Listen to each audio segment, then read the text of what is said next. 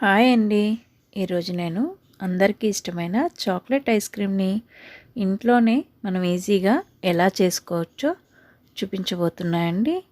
ఎటువంటి క్రీమ్ని యూస్ చేయకుండా, బీటర్తో పని లేకుండా ఇంట్లోనే సాఫ్ట్గా చాక్లెట్ ఐస్ క్రీమ్ని ఎలా రెడీ చేసుకోవచ్చో నేను ఈ వీడియోలో చేసి చూపించబోతున్నానండి. ఎక్కడా కూడా స్కిప్ చేయకుండా వీడియో మొత్తం చూడండి. ఈ ఐస్ క్రీమ్ మీకు కూడా నచ్చి తీరుతుంది. హాయ్ అండి, welcome to my channel. It's my world Telugu.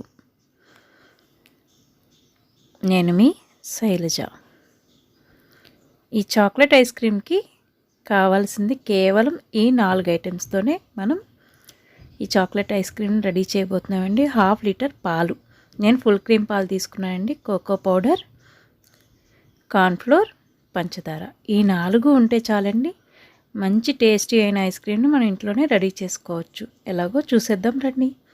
ఒక గిన్నెను తీసుకుని పాల ప్యాకెట్ని కట్ చేసుకుని అందులో గిన్నెలో పాలు పోసుకుని కొన్ని పాలని వేరొక గిన్నెలోకి తీసుకుని పక్కన పెట్టుకోండి. స్టవ్ వెలిగించి సిమ్లో పెట్టండి. ఇప్పుడు ఒక బౌల్ తీసుకుని అందులో 2 స్పూన్ల కార్న్ఫ్లోర్ని, 2 స్పూన్ల కోకో పౌడర్ని తీసుకుని బాగా మిక్స్ చేసుకోండి. ఇందులో మనం తీసి పెట్టుకున్న పాలను వేసి చక్కగా ఎక్కడ లంప్స్ లేకుండా, ఉండలు లేకుండా కలుపుకుని పక్కన పెట్టుకోండి. పాలు ఎక్కడ అడుగు అంటకుండా కలుపుకుంటూ మరిగించుకోవాలి. ఇవి ఒక పొంగు వస్తే మనకి సరిపోతాయి.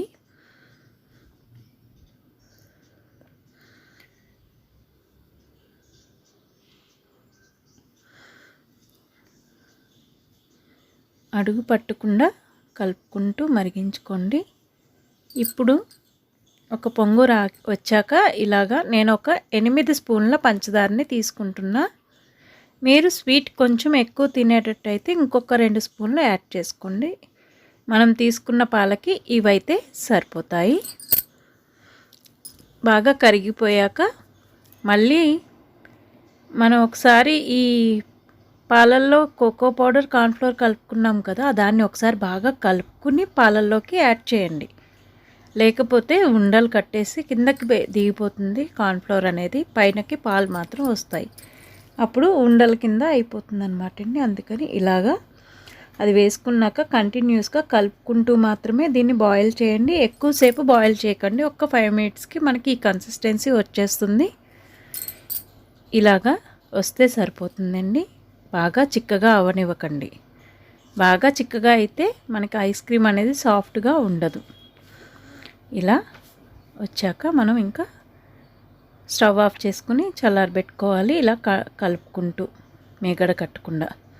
పూర్తిగా చల్లారాక ఒక ప్లాస్టిక్ బౌల్ లాంటిది, ప్లాస్టిక్ బాక్స్ తీసుకుని, మీ దగ్గర గాజుతుంటే గాజుదైనా తీసుకోవచ్చు, చక్కగా అందులో వేసేసుకుని మూత పెట్టి 2 అవర్స్ పాటు ఫ్రిడ్జ్లో పెట్టాలి.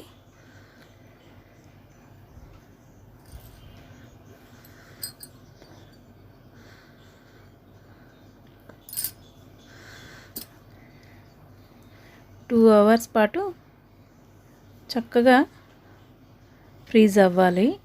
ఇదైతే ఈ ఐస్ క్రీమ్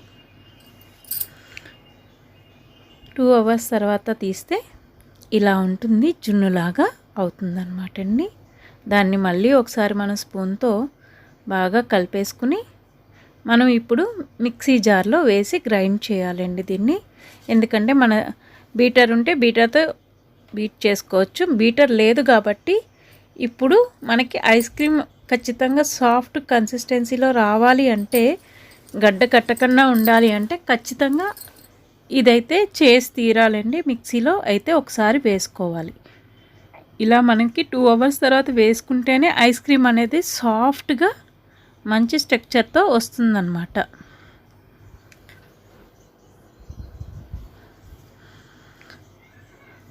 ఒకసారి ఎక్కువసేపు తిప్పకుండా ఒక 2 మినిట్స్ గ్రైండ్ చేసి ఆపి ఒకసారి మళ్ళీ స్పూన్తో చూసుకుని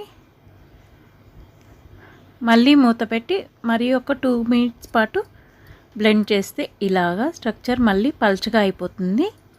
దీన్ని మళ్ళీ అదే బాక్స్లో వేసేసుకుని మూత పెట్టి ఫ్రిడ్జ్లో 8 అవర్స్ పాటు ఉండాలి. తర్వాత 8 అవర్స్ తర్వాత తీసిన వెంటనే మీరు తీయకండి.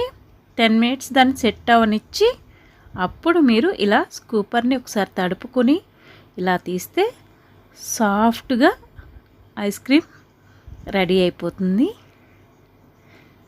చూడండి ఎంత సాఫ్ట్గా వచ్చిందో ఐస్ క్రీమ్ అనేది.